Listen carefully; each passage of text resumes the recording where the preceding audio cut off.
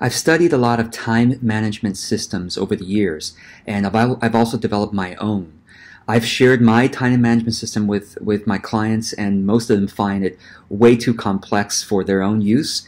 And so in this video, I'm going to share with you a much simpler time management system that comes from another expert. His name is Mark Forster, M-A-R-K F-O-R-S-T-E-R. It's a unique spelling of Forster. Anyway, this passage I'm going to share with you comes from the book called Secrets of Productive People. And again, I shared this system with my clients. They found it really helpful, and maybe you'll find it helpful as well. Now, I'm going to put the entire passage in the notes of this video, but I'm going to read the whole passage to you and intersperse some of my thoughts as I read it to you. So here we go.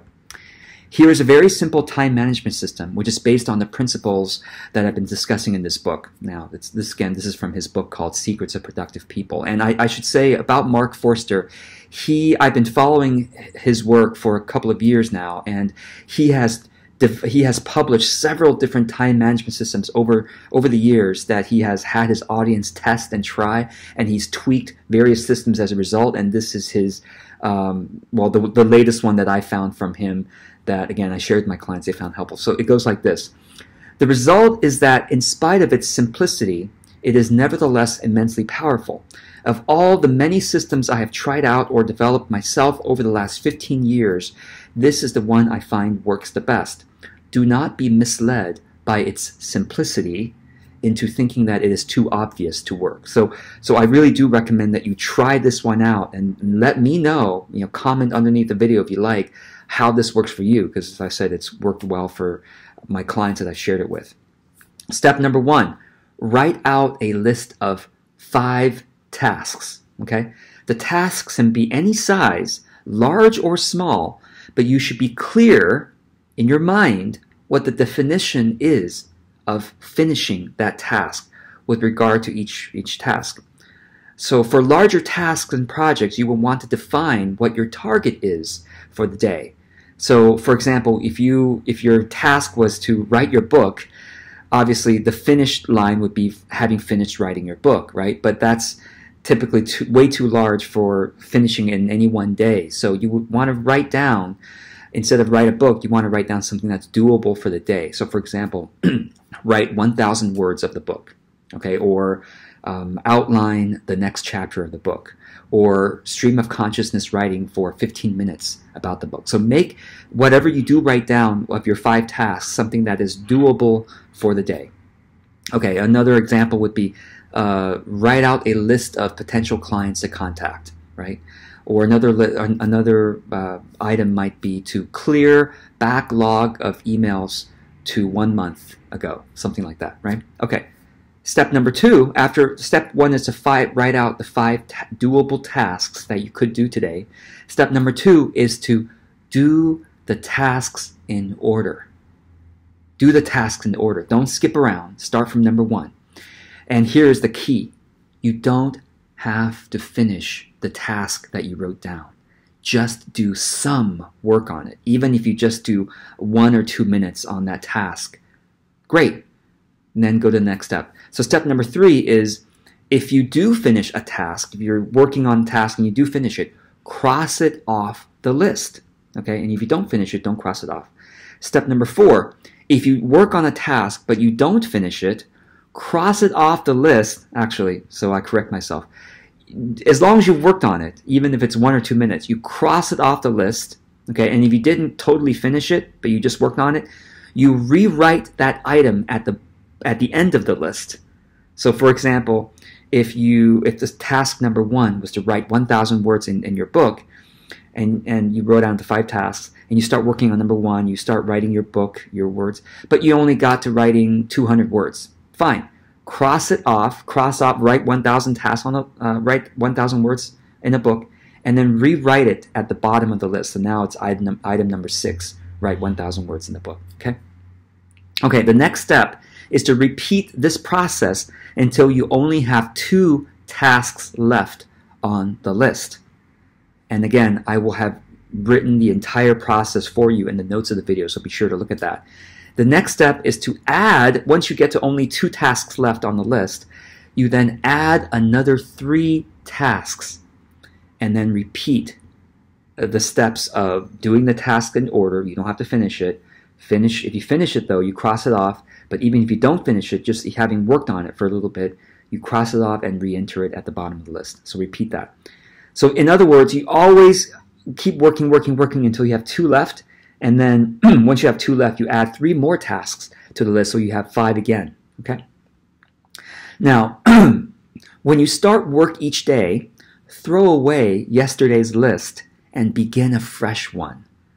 Now, this is interesting what he says because, again, he's a time management expert. That's what he focuses on. He's been doing it for decades now, and he has tried out, created, and he has himself created. I know at least 5 different systems he's created over the last 15 years, but this one seems to work the best. And he, in his philosophy, typically the way that we write out a to-do list, we write it out days in advance maybe. Like, oh, today I'm going to work on this, and you might have planned to have worked on this thing days and days ago. And he says that by the time the day gets there, that to-do list doesn't feel fresh and energizing anymore, and maybe it's even outdated, and you maybe feel obligated by something you had planned way in advance. So this system, the genius of this system, is to start a new list every single day so that you are in the moment of wherever your energy is wanting to go. Okay, and this might go particularly well for those of you who like to go with the flow. Right now, I'll continue with what he wrote here. You can also start a fresh list any time in the day that you feel a change in circumstances has made your current list inappropriate. So basically, you should definitely start a new list every day. But gosh, you come back from lunch, you wake up from a nap, and you realize, you know what? My energy is going towards a different direction. Then start a new list for that. Okay. Now, here's another key here. Do not feed your list from another larger list. The contents of the list should come fresh just from the top of your mind. This is essential if the method is to work properly. You can use reminders for specific items you don't want to forget, but that is all. Now, I don't know what he means by reminders versus a larger list. This is where it kind of gets muddy, but that's what he wrote. And by the way, he has a website, so you can go to the website and first buy the book so that you can tell him that you bought the book and found this passage in the book, and then you can contact him. Say, I have a question about that. Okay. He goes on to say, at the end of each day, your task list will show what you have actually succeeded in achieving during the day. It's a good idea to ask yourself whether what you have done is what you would have wanted to do. Did you do the right tasks? If there were tasks you ought to have done but did not, which tasks on the list would you have omitted to make room for the ones you actually wanted to have done? You can then apply the answers to your questioning of yourself to what you do the next day. So I think the genius of this system is that it helps you be in the moment, do what you're energized by, but then you also evaluate at the end of each day, did I spend my day well? And if I should have done something else, if I really could have done something else that would have been better use of my energy, what would that have been, right? So kind of keep that in mind. And then the next day, hopefully you'll learn from the previous day's questioning, right? Okay, this system makes, I'm continuing to read the passage here, this system makes us ask ourselves many times a day, what should I be doing? And as we've seen, given what he's written in the book thus far, asking the same question many times is a very effective technique for creativity, for problem solving, for learning about yourself and about whatever you're wanting to learn about in the world. It goes deeper than that because the questioning is repeated day after day. It's kept anchored in reality because it never takes us away from what we are actually capable of achieving in a day. This process of continuing questioning and then feedback produces very focused action. This system also makes use of the little and often technique by encouraging us to work in small bites of action. The result is that we are combining the insights received from the questioning with the deeper thought of the maturation process and the elimination of procrastination which little and often brings. Now, he talks about maturation process, and I'll just say a little bit because if you haven't read the book yet, maturation process in his terminology is basically when you work on something a little bit every day, your subconscious mind is working on that problem or that project, even when your conscious mind is not focused on it. So that's called the maturation process, so that if you give 10 days to a project and you work on it a little bit every day, you will have had the benefit of your subconscious mind having worked on it for all 10 days, and your ideas will be more mature. Hence, it's called the maturation process. Your ideas will be more mature as you work on it in 10 days, instead of waiting until day number 9 to then start the project and finish it. Then you only have the benefit of a few hours of the maturation process instead of the 10 days. So that in itself could be a huge aha moment for you on how you can be more creative. And in fact, this is what I do. When I record my videos having already been thinking about the topics at least 3 days in advance. And then I record the videos, and then a few days later, I will write the blog post associated with the video. So I'll have, in total, maybe a week of maturation process before I write the blog post. So continuing on his passage here. After you've used this system for a few days, you will probably find that you are falling into a natural routine for many of the tasks that you do each day. This is a good thing, provided that the tasks in the routine are the ones that should be done.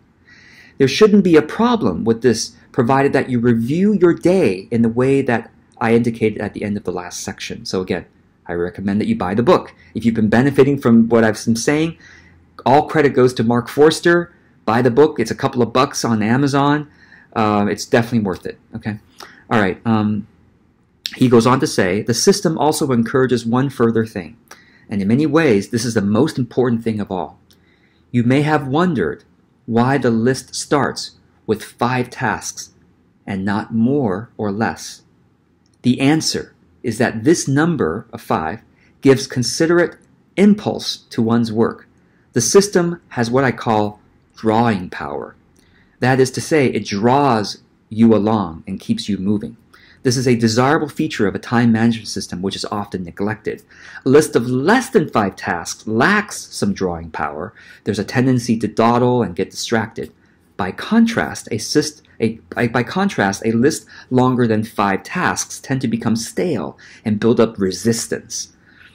I have found by experience that starting with 5 and then replenishing when it gets down to 2 is just the right number to keep myself moving.